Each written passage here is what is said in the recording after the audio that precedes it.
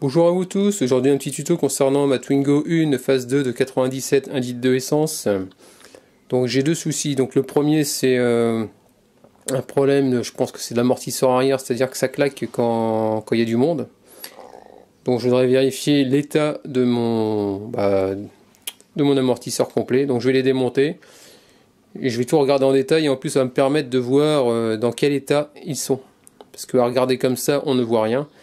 Donc l'idéal c'est carrément de tout désosser et regarder l'état des butées, enfin bref, je vais vous montrer pas à pas. Ça c'est mon premier tuto. Derrière je vais refaire un autre tuto pour séparer. Ce sera un problème de tambour. Un problème, ce sera juste un contrôle à faire. Et à mon avis peut-être un nettoyage, voire même changer les garnitures. Donc voilà ce qui se passe, c'est que je suis allé faire mon contrôle technique quand j'ai eu la voiture. D'après mon ex-collègue, il me disait que ça venait que les tambours, il lui semblait qu'ils n'étaient pas si vieux que ça. Mais il s'en rappelle pas. Mais en tout cas, quand je suis passé au contrôle technique, ils m'ont trouvé 51% au niveau du frein de stationnement. Et ils m'ont dit, vous avez de la chance, à 1% près, ça ne passe pas. Donc je ne vais pas attendre de repasser le contrôle technique pour me faire allumer la tête. Donc j'ai décidé de prendre mon temps et de regarder ça aujourd'hui et voir si besoin acheter des garnitures. Donc là je vais commencer par l'amortisseur. Donc là on vient dans le coffre.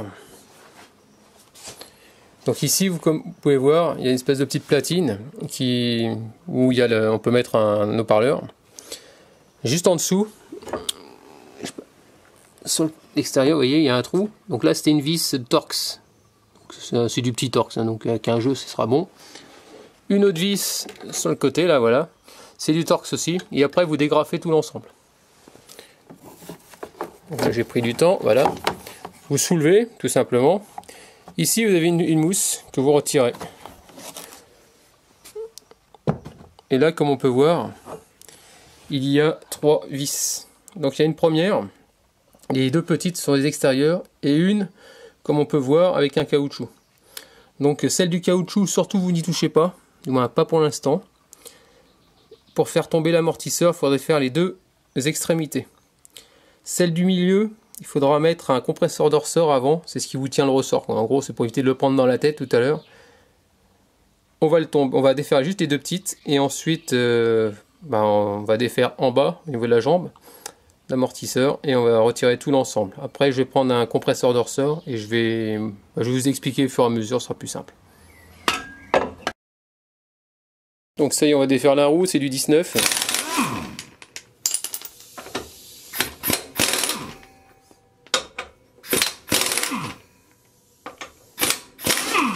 Ouais.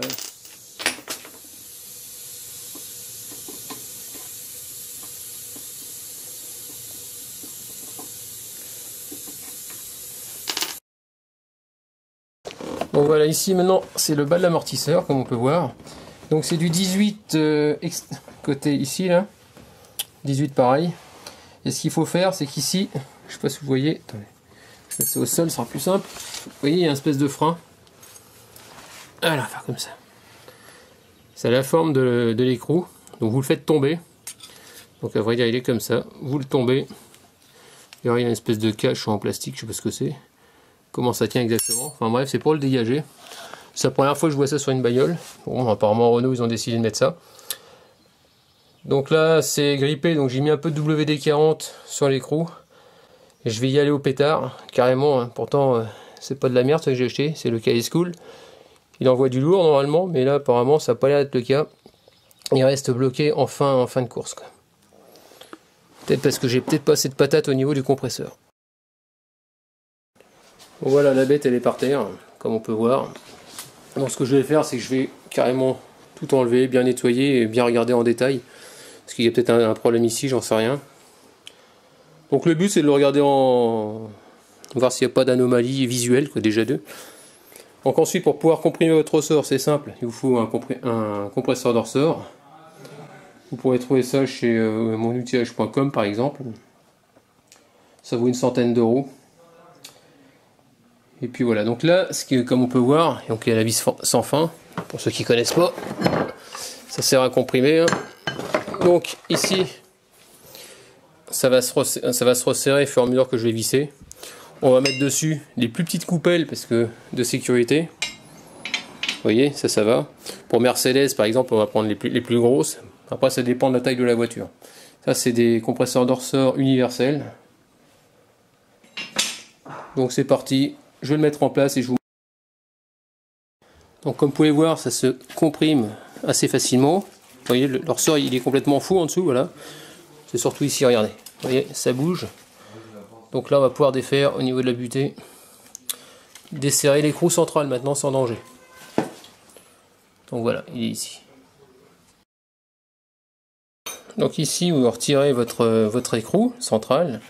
C'est du 16. Et là, vous avez un plat avec une clé à molette. Donc la 16, il vous faut une contre-coudée de ce type-là. Comme ça, vous la mettez là. Avec une clé à molette, tout simplement, vous le mettez au bout pour tenir. Et à la fin, il y a tout qui vient. Voilà.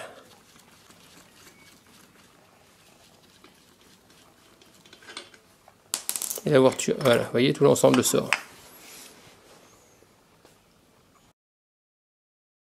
Bon voilà, j'ai démonté. J'ai enlevé le cache-poussière, donc vous voyez, c'est ce type-là. C'est ça.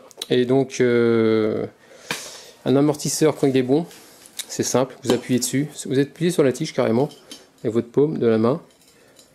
Et normalement, quand vous relâchez, c'est censé remonter. Et vous voyez, je suis en train de descendre. La tige, elle doit arriver en butée. Et vous voyez, ça remonte même pas. Donc j'en conclus que mon amortisseur, il a vraiment un coup dans la tête. D'où le bruit quand il y a du monde à l'arrière.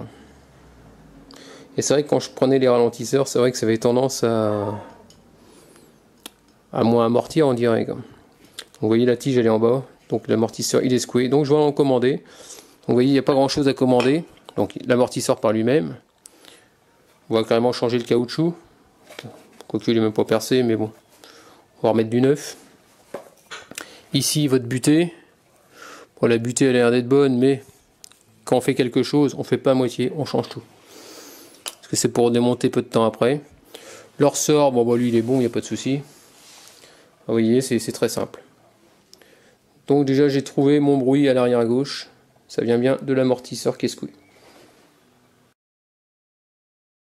Donc voilà, donc je vais pas refaire une deuxième vidéo avec des amortisseurs neufs, donc je vais les changer, donc je vais le refaire. Donc pour ceux qui veulent changer leurs amortisseurs, c'est très simple. Vous faites que comme j'ai fait, hein, vous remettez du neuf bien sûr. Moi ça va se faire d'ici quelques jours. Donc le principe c'est que vous voyez comment ça se démonte et comment ça se remonte. Donc là ici vous avez vu, vous avez un sens au niveau du ressort. Donc faut faire attention à ça.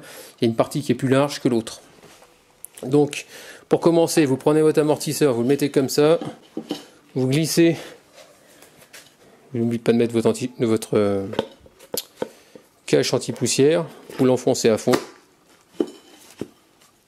Voilà. Ouais, normalement c'est ça. La tige bien sûr doit remonter. Bon, le problème c'est que la tige est complètement en bas. Une chose importante bien sûr, donc là vous avez vu j'ai pu mettre mon cache-poussière. Le ressort, vous voyez, il a une arête qui s'arrête. Ah, c'est le cas de dire, qui s'arrête. Ouais. Et donc ici, vous avez une gorge avec une butée. Donc le bout du ressort va se loger là-dedans, contre cette partie-là. Donc ensuite, une fois que vous avez mis ça, vous le glissez à l'intérieur. Voilà. Pour l'instant, vous vous en foutez. Vous en mettez voilà, en butée. Vous l'approchez au mieux, hein, tout simplement. Pour l'instant, la position, on verra tout à l'heure quand on va débander le ressort. Là maintenant, on va regarder l'état de la butée. Voilà, elle n'est pas déchirée. En général, quand c'est mort, c'est souvent déchiré.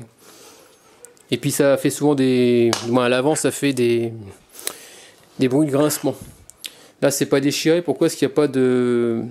Parce qu'à l'avant, la différence entre l'avant et l'arrière, il y a un roulement en général en partie haute de la butée. C'est-à-dire que quand vous tournez vos roues, ça vient pivoter. Sauf qu'à l'arrière, vos roues, elles ne sont pas avec un train autodirectionnel. Voilà ce que je voulais dire là-dessus. En général, les amortisseurs arrière, c'est rare qu'on trouve des ressorts. En général, vous avez juste le vérin qui monte et qui descend, comme sur une C3 par exemple. Le vérin tout simple, pris en haut, en bas, par deux vis. Là-dessus, c'est comme ça, sur Twingo, c'est avec un ressort. Sur Toyota, je me suis aperçu qu'à l'arrière c'était le même système avec un système de ressort, le VR1 qui passe dedans, enfin, l'amortisseur qui passe dedans. Donc voilà. Donc une fois que c'est fait, donc vous remettez votre butée tout simplement, vous la resserrez au maximum. Et puis voilà, il n'y a pas grand chose à faire. Bon, ce que je peux constater, c'est que quand je mets le ressort, l'amortisseur par terre, quand je m'appuie dessus, ça forcément la tige du vérin elle revient, c'est comme si elle était bonne. Mais en gros, votre amortisseur il bouge grâce à quoi? Ce qui fait le revenir, c'est comme il y a la butée qui est prise sur le ressort et sur la tige du vérin, c'est ça qui vous fait revenir En gros, c'est le ressort qui encaisse tout, quoi. Mais apparemment l'amortisseur par lui-même, il a l'air d'être quand même secoué, quoi. Puis il a pas l'air d'être tout neuf déjà au premier aspect. Pour ceux que ça intéresse en marque, c'est la marque Renault. Ah oui. À mon avis, c'est pas d'aujourd'hui. Après, je sais pas s'il y a une date. J'en sais rien. Pour ceux qui veulent regarder, voilà. Donc ici, comme on dit, le ressort, vous voyez, il est bien mis dans son logement. Une fois que tout est débordé. Et l'autre, pareil. Donc là, maintenant, je vais remonter tout ça sur la voiture. Et je vais faire... Voilà, donc maintenant, j'ai resserré les deux vis de l'amortisseur, tout est bien mis. Vous remettez votre cache, vous refaites le truc inverse, vous remettez la tablette. Là, ce que je vais faire, j'ai démonté comme le droit. Je vais regarder comme l'état, voir si pareil, s'il y a le phénomène de pompage ou pas de pompage. Mais il me semble bien que normalement, c'est censé pomper un petit peu, quoi. Donc voilà pour le remontage de cette pièce-là. De cette pièce-là, c'est très simple. Vous mettez votre écrou dedans. Il faut que ça prenne la forme, bien sûr, et que ça ressorte. Attendez, je suis en train de la remettre.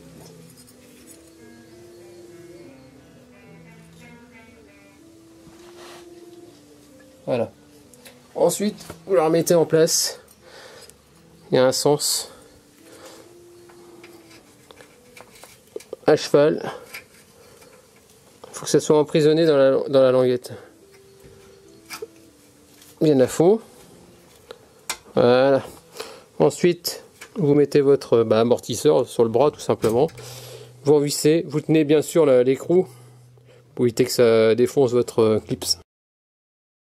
Voilà, une fois que c'est fait, vous remettez le petit caoutchouc sur la protection, ce petit truc là.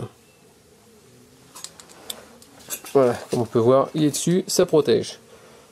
Voilà terminé pour le démontage et remontage des amortisseurs.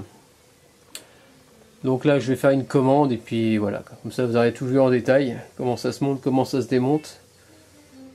Et puis je vous mettrai dans le commentaire combien ça coûte à peu près, quoi.